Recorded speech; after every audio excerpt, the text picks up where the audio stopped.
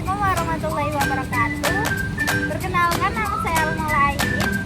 Perkenalkan, nama saya Gita Salimbing. Perkenalkan, nama saya Nur Izah Sahlal.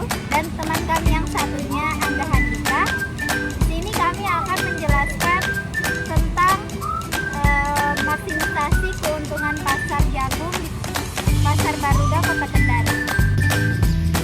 Dagang jagung yang berjualan di Pasar Baruga, Kota Kendari pada umumnya beroperasi dalam kondisi pasar yang menyertai persaingan monopolistik.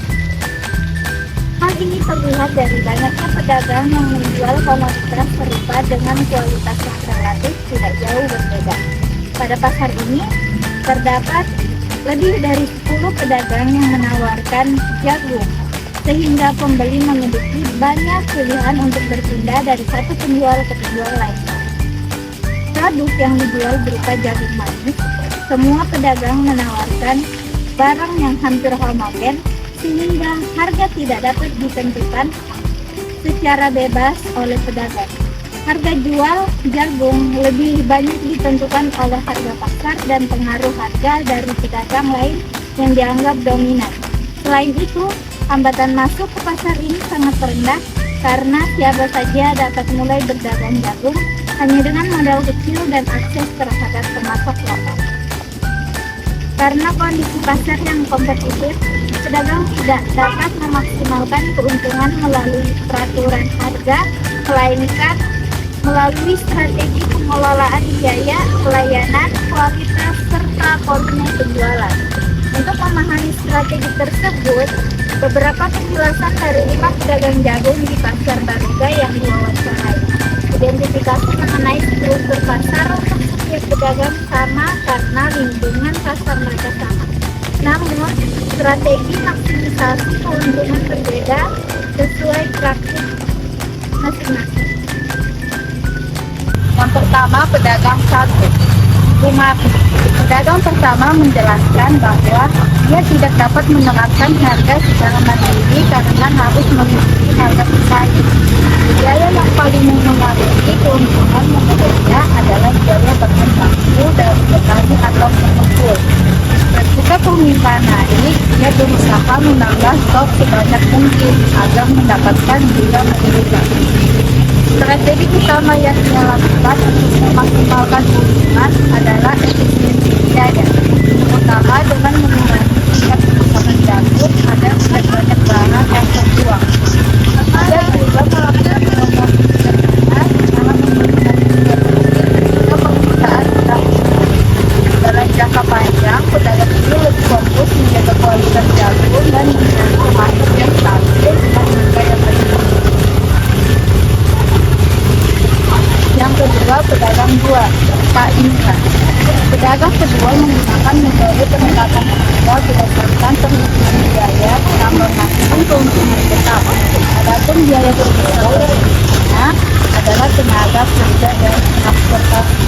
Ketika permintaan meningkat, dia mengutamakan peningkatan kualitas jagung dan menjual keuntungan yang lebih besar. Pedagang ini menerapkan strategi diferensiasi produk, yaitu menyediakan jagung kualitas super sehingga dapat menarik pembeli khusus yang lebih mementingkan kualitas. Untuk meningkatkan keuntungan tanpa menaikkan harga, dia memberi layanan tambahan seperti membantu menyetok kulit jagung. Strategi jangka panjangnya adalah membangun loyalitas pelanggan dengan menjaga kualitas produk. Yang ketiga, pedagang tiga, Rahayu. Pedagang ketiga sangat bergantung pada harga pasar dan cenderung mengikuti harga pesaing tanpa perubahan. Biaya utama yang ia perhatikan adalah harga beli dari petani.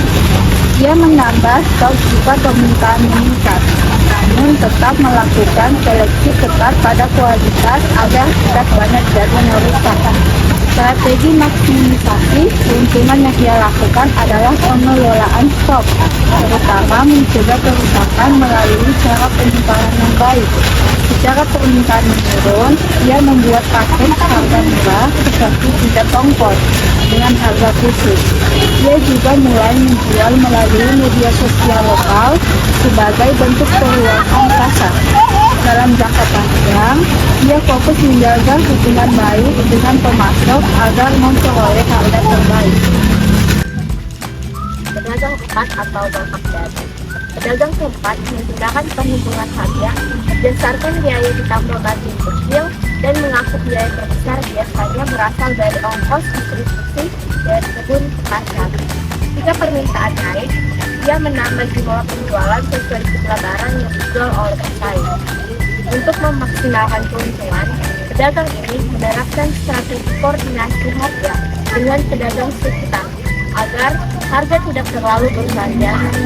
Dia juga menjaga kestabilan harga dengan tidak menurunkan atau menaikkan harga secara drastis. Ketika permintaan menurun, dia mengurangi jumlah pembelian bahan agar tidak banyak stok yang tersisa. Strategi jangka panjangnya adalah meningkatkan efisiensi, biaya, dan volume penjualan. Pedagang kelima menerapkan diferensiasi produk dengan menjual jagung premium berukuran lebih besar. Karena bahan bakunya berkualitas tinggi, biaya terbesar yang ia keluarkan adalah biaya pembelian jagung sendiri. Ketika permintaan meningkat, ia tetap mempertahankan diferensiasi tersebut untuk menarik pembeli yang mengutamakan kualitas. Untuk meningkatkan keuntungan tanpa menaikkan harga, ia menambah layanan seperti mengupas kulit jagung secara gratis. Ia juga menata lapak lebih menarik dan membuat variasi produk seperti jagung rebus atau jagung bakar setiap pagi. Ketika terjadi kenaikan harga bahan baku, ia menurunkan ukuran produk sedikit agar harga tetap dapat diterima oleh konsumen. Tujuan jangka panjangnya adalah membangun brand lapak dan loyalitas pelanggan. Baik dari penjelasan di atas dapat dilihat bahwa seluruh pedagang jagung di Pasar Baruga menghadapi kondisi pasar yang sangat kompetitif, sehingga mereka tidak memiliki kekuatan penuh dalam menentukan harga. Sebagian besar strategi mereka berfokus pada yang pertama, efisiensi biaya dan pengelolaan stok. Yang kedua, peningkatan kualitas dan pelayanan. Yang ketiga, diferensiasi produk. Dan yang keempat, penyesuaian terhadap fluktuasi permintaan.